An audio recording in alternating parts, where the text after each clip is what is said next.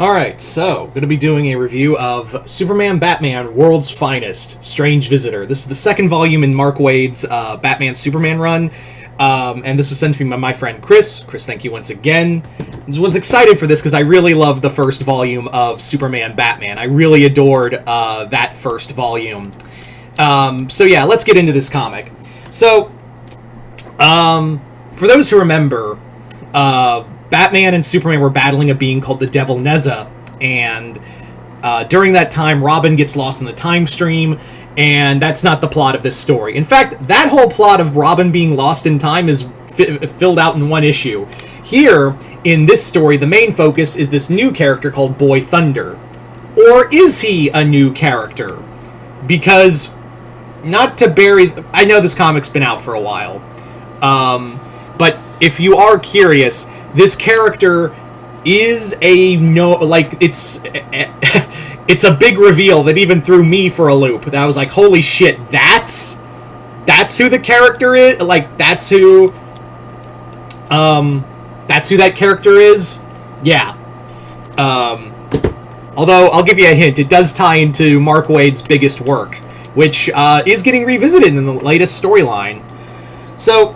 The main focus is this new character named David, who becomes the superhero Boy Thunder, and crash lands in Gotham after his universe is destroyed. He didn't come from another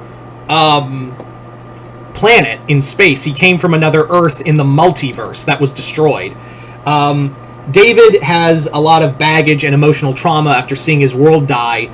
And Batman's like, yeah, I can't deal with I can't deal with a kid with superpowers. This is going to be up to you, Superman. Remember, these comics are like depicting a new era, like the old days of Superman and Batman. So it's like an era where Jonathan hasn't been born yet. Dick Grayson is still Robin, things like that. But however, during this time period, the villain known as the Key has got a new plan in motion, and essentially he's allied with the Joker to do it.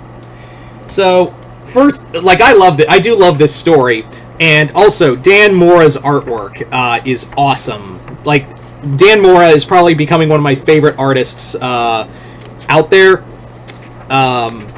He's got just great facial expressions, great lines. Like, I really enjoy his artwork. It's amazing. Like, I do love how he draws Joker, especially. Yeah, I do like this story of a superhero, and although it does bring up the question of why didn't, the whole thing with Superman having a sidekick in this continuity. It's like, okay, so why hasn't, if this is supposed to be in canon, if these stories are supposed to be in canon, then why hasn't Superman ever talked about Boy Thunder? Maybe they'll reveal it in the future storyline. I know that's coming out in trade. I know Chris is sending me the other 2 volumes. But yeah. But that's just kind of one of those things where it's like, so Superman had a sidekick, and Supergirl isn't his sidekick, but he did have a sidekick that was part of the original Titans for a hot minute. It just feels like we're going into Sentry territory, you know what I mean? Like, it just feels like we're doing that with the character. At least that's what it feels like to me. Anyway, so... we also don't really get a lot with, we also get to see how cool the Key is. The Key isn't one of what I wouldn't call a favorite DC villain, but he's always a villain. The Key is always the villain, always a villain that I enjoy seeing show up and wreck shit. Like how they utilize him being a chemist, because, yeah, he was originally supposed to be like a chemist-based villain, but but these days he's a demon. At least I still think. I don't know if they still what they've been doing with the Key in the DC universe for a while.